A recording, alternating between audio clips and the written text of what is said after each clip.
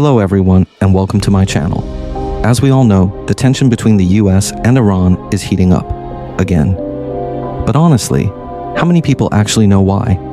I mean, what's the real root of all this drama? Today, I want to take a seat on the Iranian side of the table and just unpack this century-old grudge. And hey, I'll definitely cover the US perspective in a future video, but for now, let's look at the Persian side.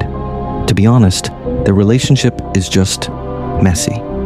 It's like a plot straight out of a soap opera. It started as this pure first love with total trust, which then turned into a cold, calculated betrayal. Even after that shattering breakup back in 1979, these two just can't quit each other. They're still in the ring, swinging. We're talking about 100 years of friction here, so let's get into it.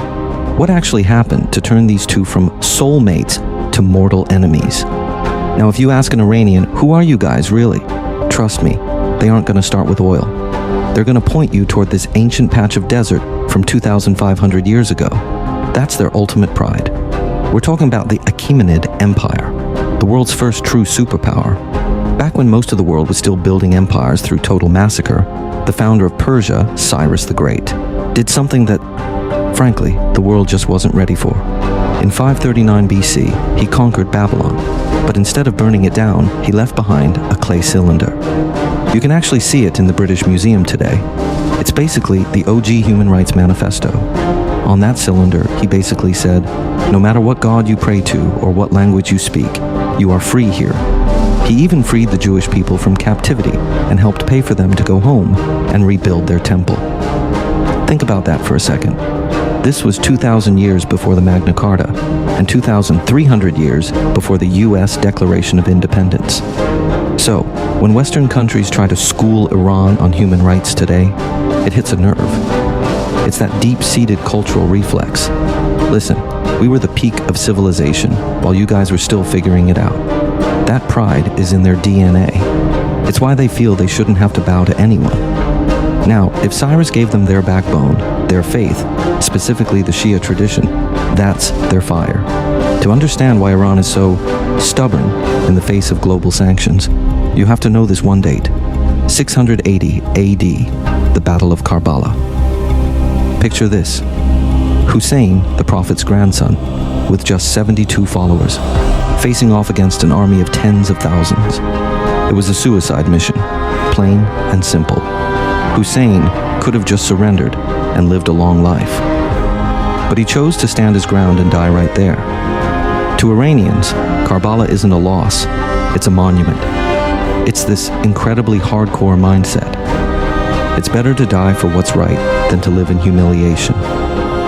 This martyr spirit is exactly what drives Western strategists crazy.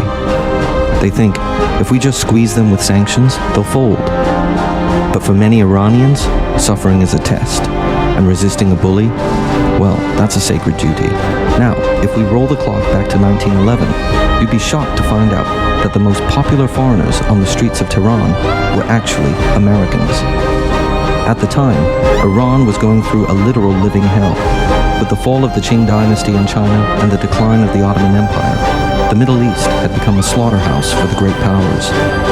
You had these two colonial giants, Britain and Russia, tearing Iran apart. The British were grabbing oil in the south, while the Russians were occupying territory in the north.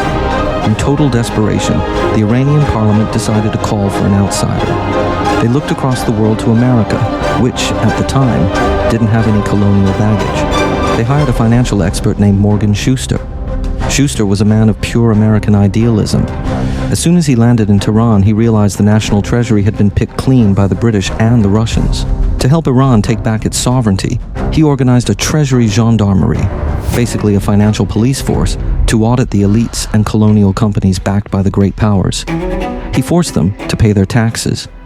He wasn't just collecting money, he was rebuilding the country's backbone. But of course, Britain and Russia weren't just going to sit there and watch. In the winter of 1911, Russia issued an ultimatum.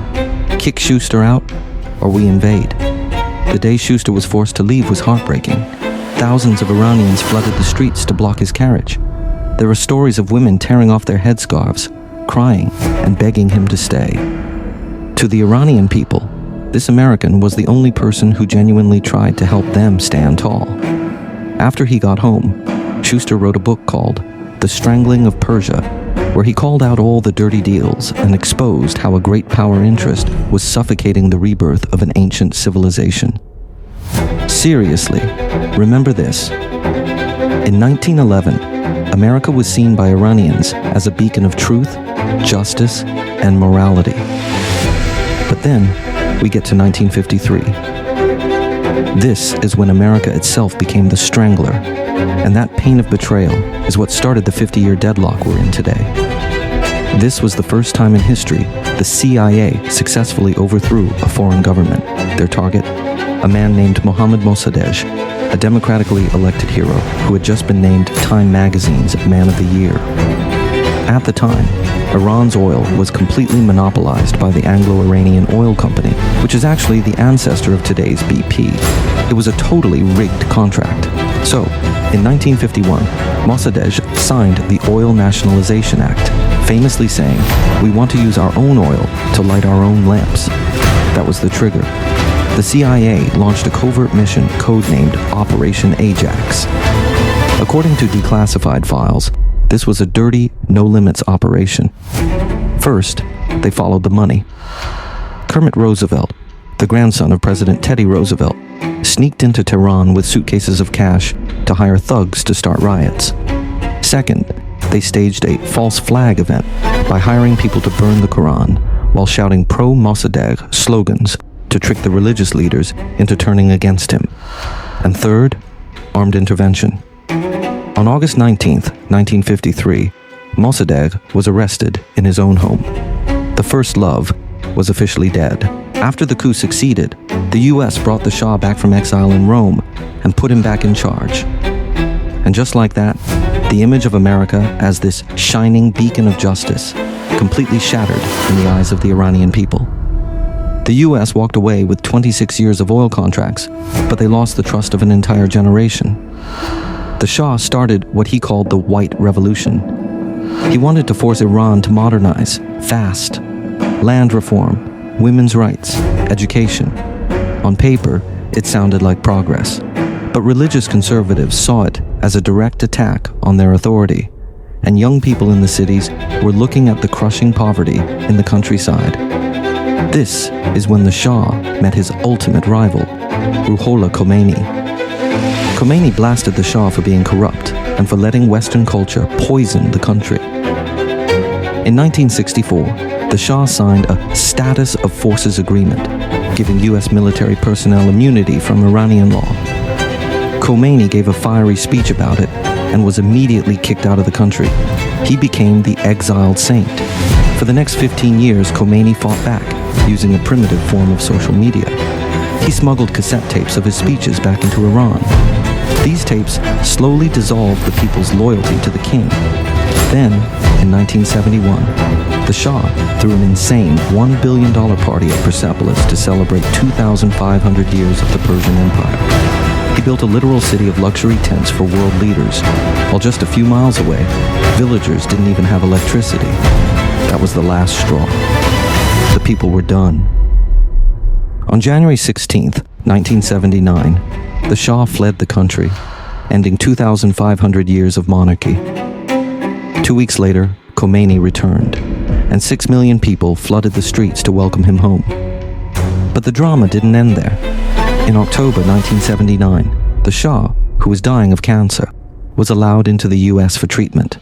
Iranians were convinced the CIA was planning a coup 2.0 to put him back on the throne. That fear triggered the Iranian hostage crisis.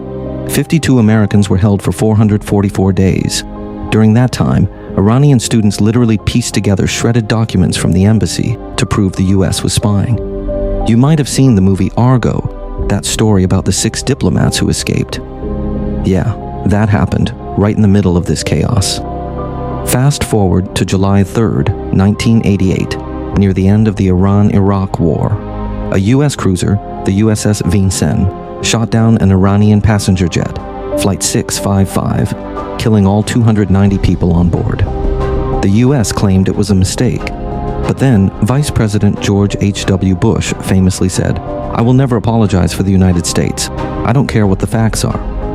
When the US later gave the ship's captain a Medal of Honor, Iranians saw it as a cold-blooded war crime and a slap in the face to their entire nation. Finally, we get to the modern era. In 2015, Obama and Rouhani reached a historic nuclear deal. For a second, it felt like there was a tiny bit of hope. But then, in 2018, the US unilaterally pulled out and started maximum pressure sanctions, destroying whatever trust was left. Then came the breaking point, January 3rd, 2020. A US drone strike assassinated General Qasem Soleimani, the most powerful military figure in Iran, at the Baghdad airport. The blast was so intense, they could only identify him by the red ruby ring on his finger. To the US, he was a terrorist. To Iranians, he was a national hero. And that assassination wasn't just a military move. It was seen as a direct provocation against the soul of their nation. So, when you see the headlines today, remember, this isn't just about politics. It's 100 years of first loves, betrayals, and deep, deep scars. Looking back at everything that's happened over the last 100 years, it's pretty clear that this 2026 conflict didn't just happen out of nowhere. It wasn't an accident.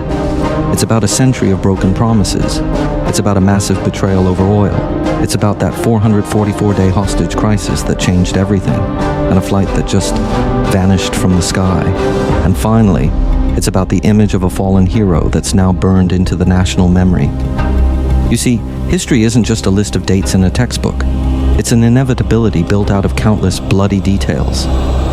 Today, we really tried to look at these scars through Iran's eyes, because only when you see it from their side can you actually understand why. Here we are in 2026. They're still choosing this brutal, painful path just to hold on to their pride.